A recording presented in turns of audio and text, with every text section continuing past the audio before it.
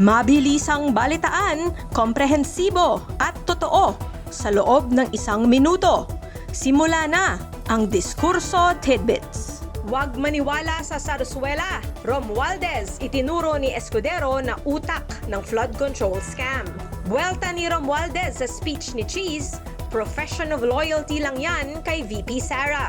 902.895 milyong pisong pondo ng OVP para sa 2026, aprobado agad ng Senado. Halos 300 sa 427 bank accounts ng mga Diskaya nasa Land Bank. Ben Tulfo sinabon si Congressman Ralph. I rebuke you out of love. At fire officer, hindi nailigtas ang sariling anak sa pananalasa ni Opong dahil abalang sumasagip sa buhay ng iba. Balitang mabilis, komprehensibo at totoo.